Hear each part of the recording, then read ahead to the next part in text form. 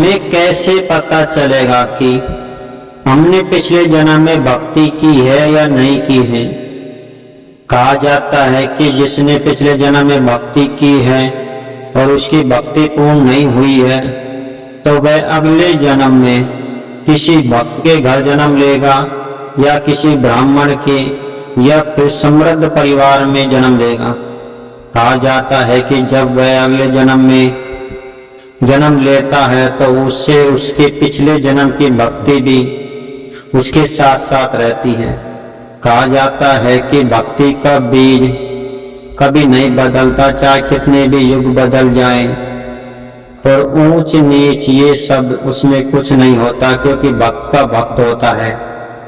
जैसे ही वह अगले जन्म में जन्म लेता है तो कहा जाता है कि उसको पिछले जन्म की भक्ति याद रहती है, जिसके कारण वह किसी संत के समागम में बहुत ही जल्दी आ जाता है और वह बचपन से ही भक्ति करने लगता है।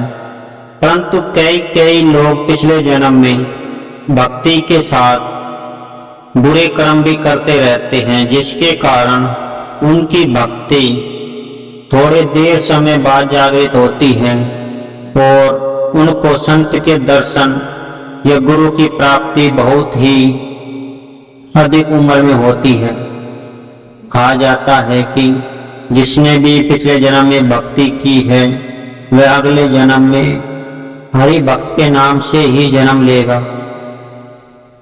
परंतु जिसने भक्ति के साथ बुरे कर्म भी किए हैं उसको भक्ति का फल तो मिलेगा ही, साथ में उससे उसकी प्रवृत्ति भी उसके साथ साथ रहेगी और उसको भगवान और इस संसार में ब्रह्म बना रहेगा।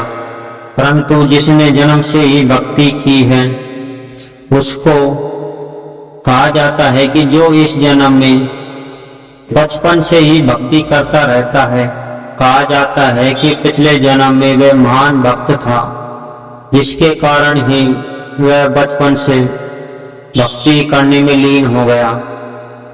बचपन की भक्ति मनुष्य को उस श्रेणी तक पहुंचा देती है जहां तक उसने कल्पना भी नहीं की होगी।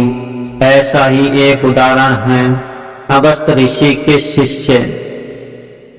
कहा जाता है कि अगस्त ऋषि ने एक बार सुतुक्षण को शालिग्राम को नहाने के लिए भेजा, परंतु उसने पत्थर में देखकर उसे पेड़ में अटका दिया।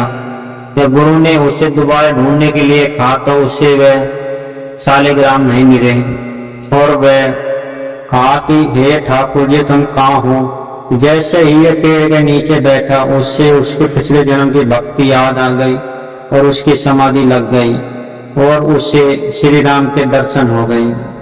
कहा जाता है कि जो भी इस जन्म को व्यर्थ गवा देता है उसको अगले जन्म में बहुत ही गरीब परिवार में जन्म लेना पड़ता है और वह बुरे काम में लिप्त रहता है। परंतु जो भक्ति करता रहता है उसके भगवान सभी पापों को माफ करते हुए उसे अपनी शरण में स्वीकार कर लेते हैं। जिस प्रकार माता कीचड़ में लथपथ बच्चे को बिना सोचे समझे गोदी में उठा लेती है, उसी प्रकार भगवान भी अपने भक्त के बुरे अच्छे कर्म को न देखकर अपने आप में समाहित कर लेते हैं। इसलिए जीवन में भक्ति का बहुत ही बड़ा महत्व है। जितना हो सके भक्ति से जुड़ते रहिए और भक्ति का फल इतना असीम होता है जिसकी हमने कल्पना भी नहीं की होगी, क्योंकि नरक की यातना से बचने का सिर्फ एक भक्ति ही मार्ग है। यदि आप इससे सहमत भी हैं तो इसे शेयर अवश्य करें और कमेंट में अपनी राय लिखना ना भूलें।